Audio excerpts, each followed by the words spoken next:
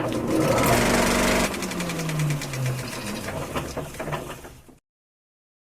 Alex!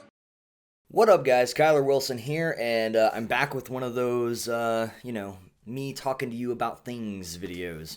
Again, this is kind of based off of a YouTuber named Boogie2988, awesome YouTuber that I followed quite some time, and these videos are, at least in part, because of him, because I enjoy that style, and I just, I want to continue to update you guys and tell you what's going on, and talk about the thoughts and things that I have.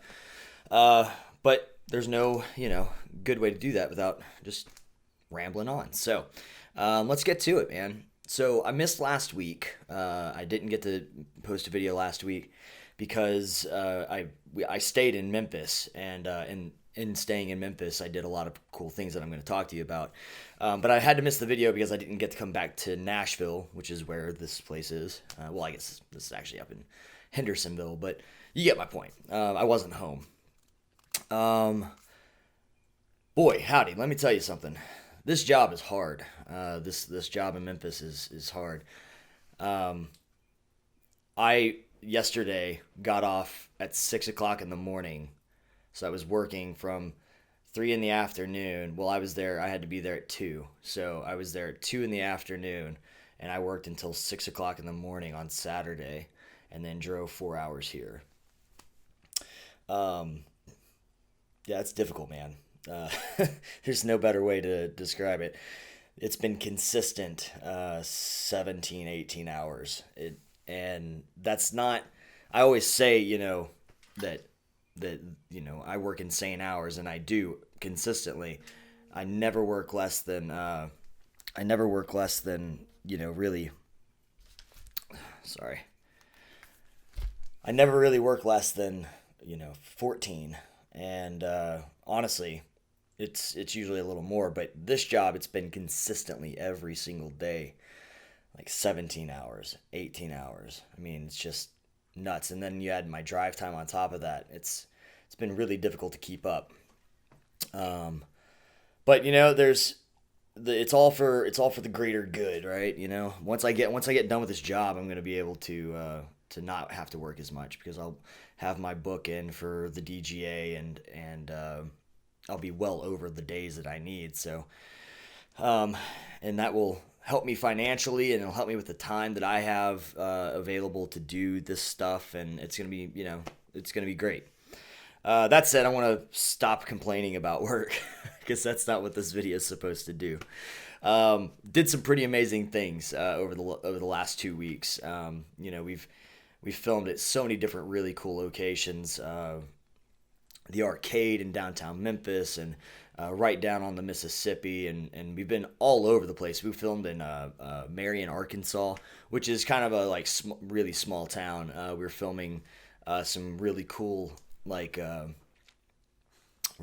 remember where it was actually supposed to take place. It was somewhere in Arkansas that was supposed to take place, not Marion. But we were filming this really cool stuff with Jerry Lee Lewis and his brother, or not brother, I'm sorry, cousin. His cousin. Of course, the actors, not the real people. So anyways, we did all that. I've had massive background days. Last night we had 111 people. Last night. It gets so confusing when you get off at 6 in the morning. So yeah, we had 111 people of all types. We had small kids and whatnot, and kids are fun. I posted a picture on my Facebook of, I had to catch a little girl. She was trying to run away as her mom was trying to she was trying to collapse her stroller, and I had to scoop her up real quick, and I'm eating food on top of it, and it was kind of like one of those like rock star moments where it's just like, that's what you do it for. I can't explain it. But it's been really cool. It's been fun. It's just been, like I said, it's been hard. The hours are tough. The last time that I worked hours consistent like this was the very first season of Nashville, where in production we were 18 hours a day every day for 10 months, and that was very, very difficult. So this is very close to that, if not, and then in some ways it's even more challenging. There are certain aspects of it that are more challenging. Won't get into that stuff though. So moving forward, I did some pretty cool things that I wanted to talk about, and I posted one video about this. I'm gonna post another, and those are gonna be combined. So I did three really cool things. Went to the pyramid first off. I had been wanting to go to the pyramid for so long, and I made a video about going to the pyramid. And I didn't really like show the inside of it too much. I just showed this kind of one part of going up the elevator.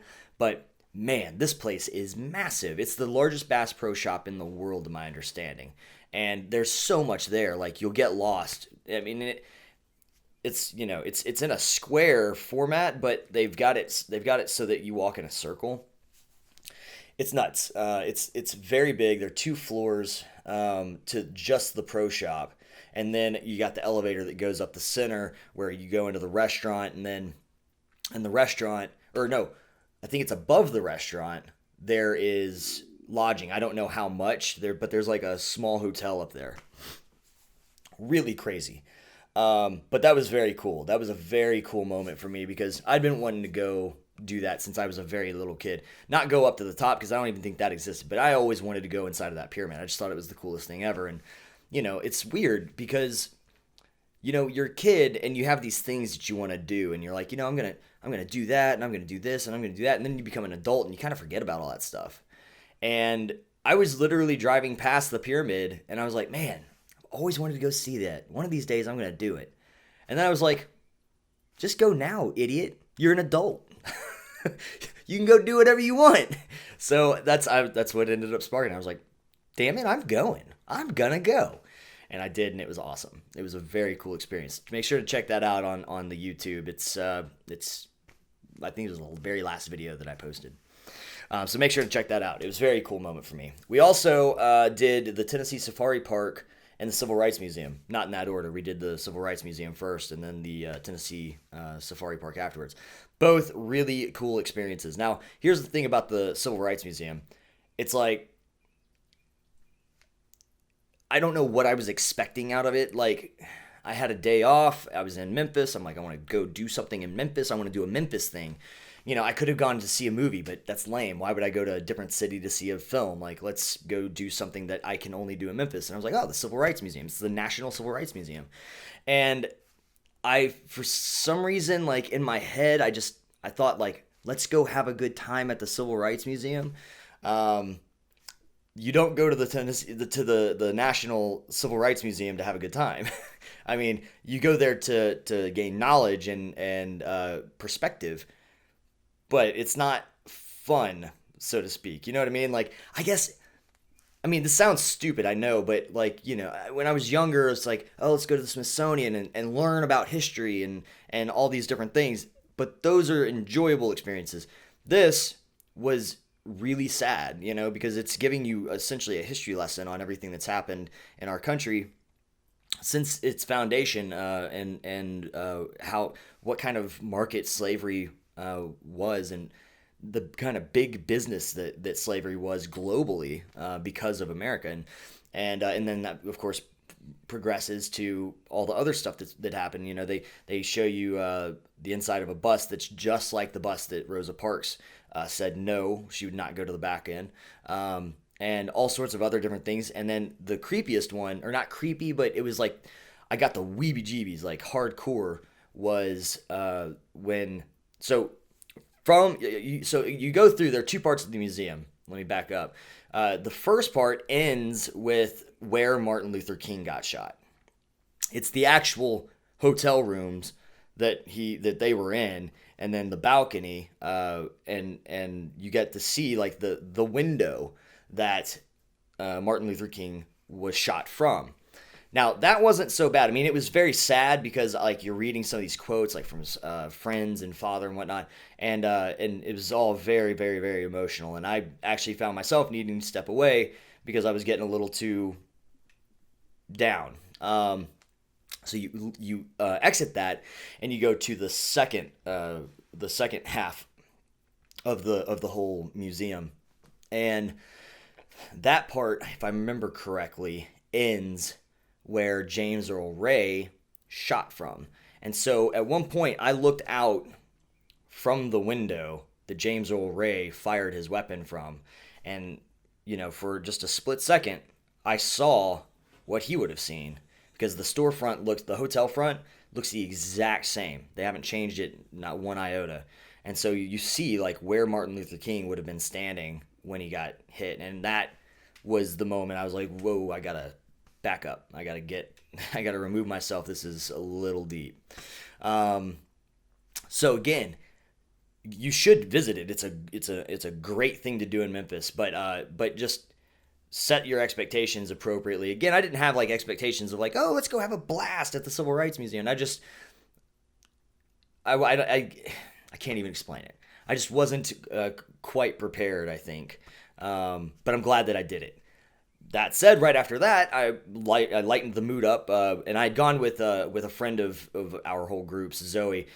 Justin and Katie had stayed behind. They didn't want to go do the stuff. They had other things in mind, and so me and Zoe went and did that, and then we went to the Tennessee Safari Park. And the Tennessee Safari Park, if you're within 100 miles of this thing, you should go do it. I mean, it's so cool.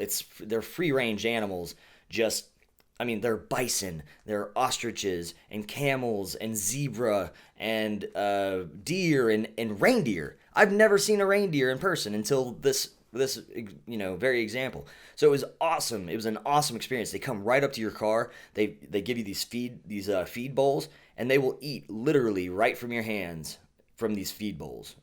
And then I got to play with baby goats.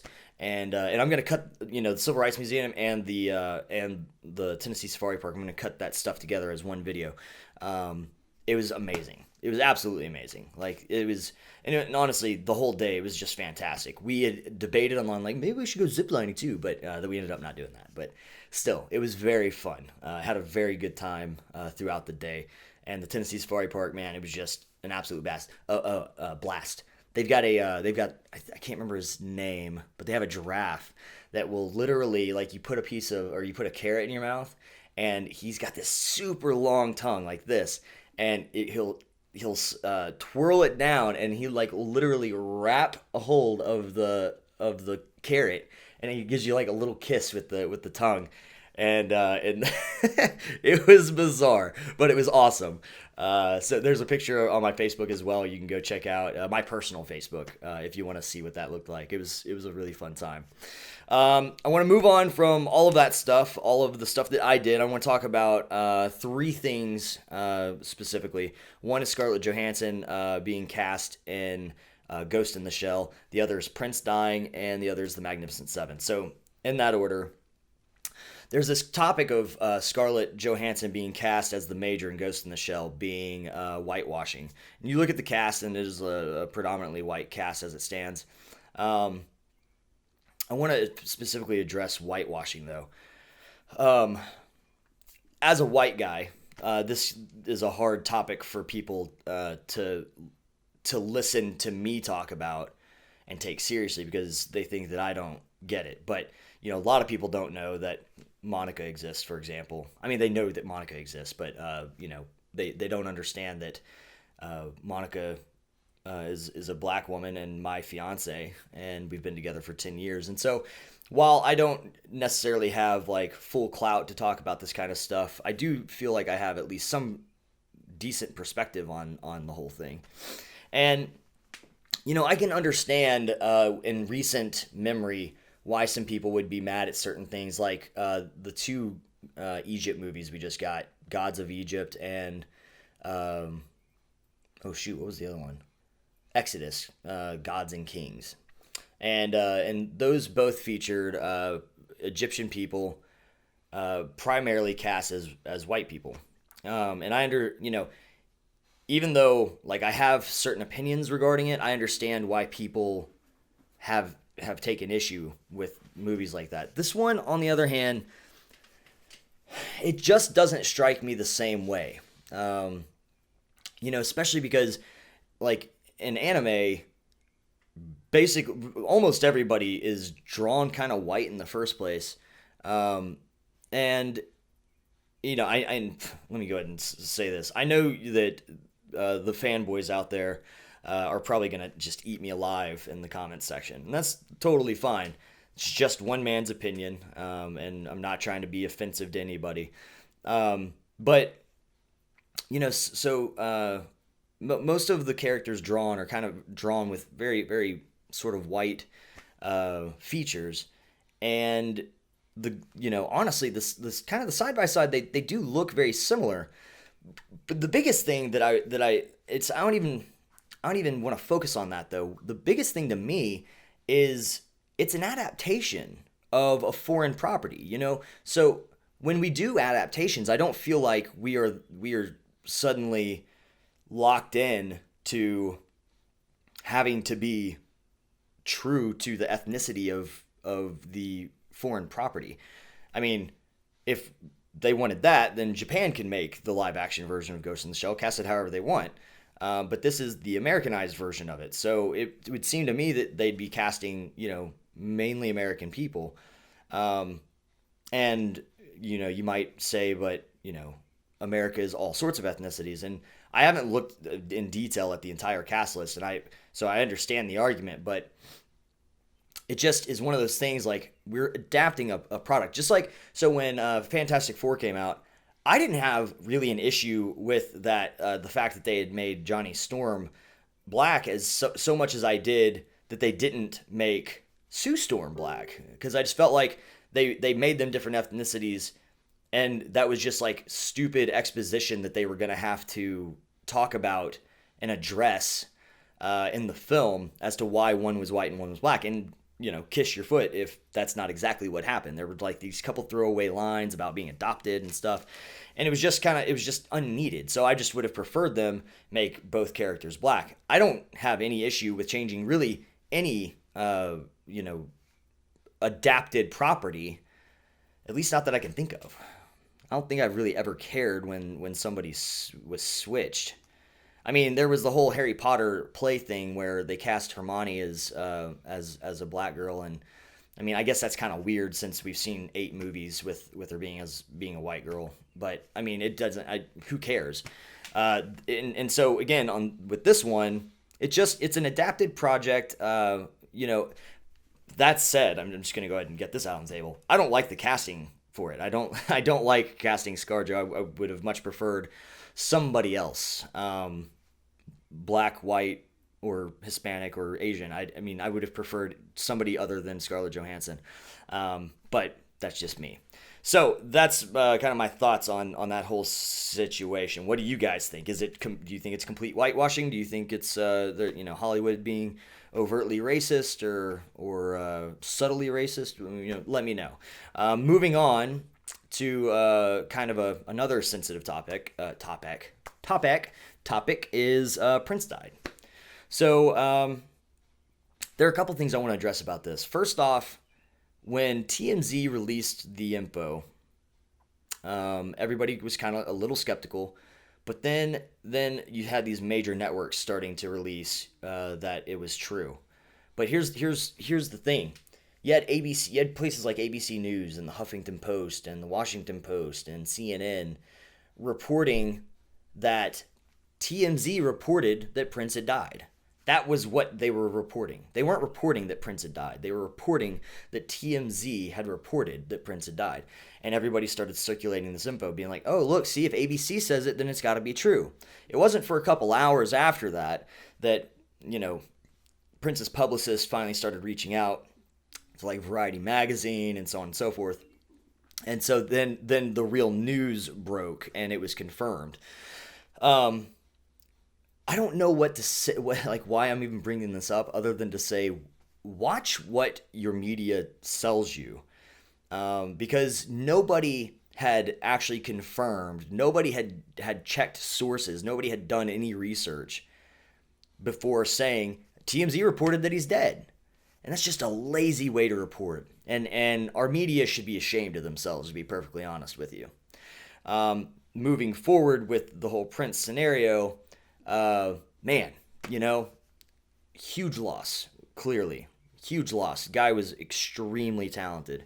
I don't want to focus so much on the loss with what I'm talking about. I want to mention another kind of thing that I think people should be careful of.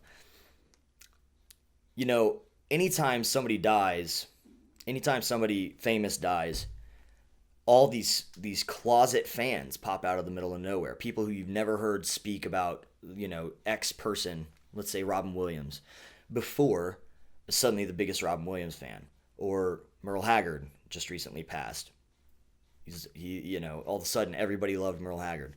Prince. People I've never heard talk about Prince in my entire life are suddenly just oogling over the fact that Prince is dead and we've lost such a great guy, such a great performer, such a great artist, such a great musician. People flooding Facebook. They're searching for likes, and that kind of stuff really angers me. And I want to call people out a lot of times, but I don't.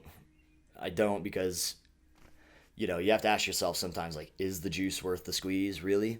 If what am I going to accomplish by it? And there's no real reason in me even talking about it here because it's not going to accomplish anything. It's not going to make people change.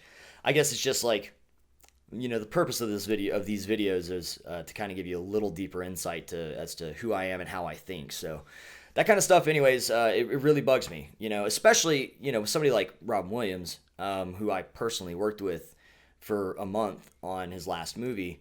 When I see people that haven't even seen his movies talk about the loss that they're in, they'll say stuff like, my heart weeps. I don't know what to do.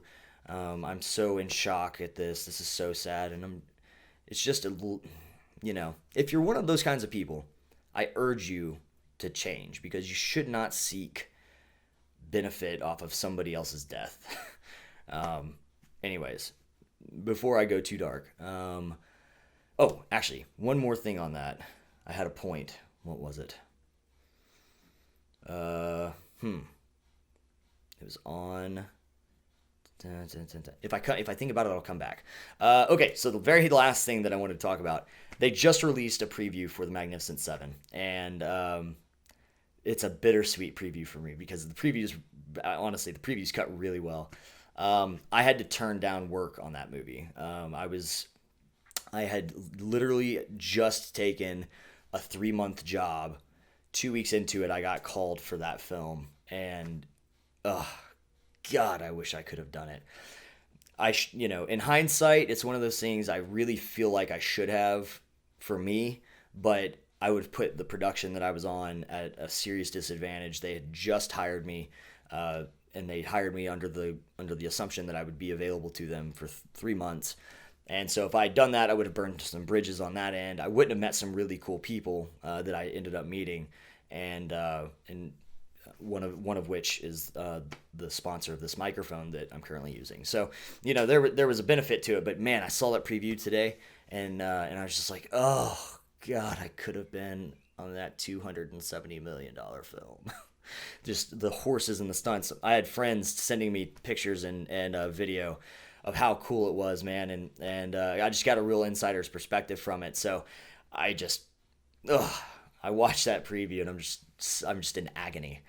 Anyways, so that is it, really. I mean, that's all I got. There's nothing else. I mean, there were other things that happened in the world this week, but this is the stuff I wanted to talk about. So anyways, I hope you guys enjoyed this video. Hope I didn't drone on too long about any one topic. Make sure to let me know what you thought about this video. Make sure to specifically address some of the topics that I mentioned, especially some of the more controversial ones. I'm interested in your opinions. So do you think Scarlett Johansson is whitewashing, for example? Do you think that there are a bunch of closet fans of celebrities when they die? Or do you think I'm wrong? Did you see the Magnificent Seven trailer, and what did you think about it if you did? Make sure to hit me up in the comment section below, guys. As always, hit me up on Facebook, Twitter, Instagram, and SoundCloud. Go to movieholics.net. Shoot me some comments or messages there, and I'll catch you next time.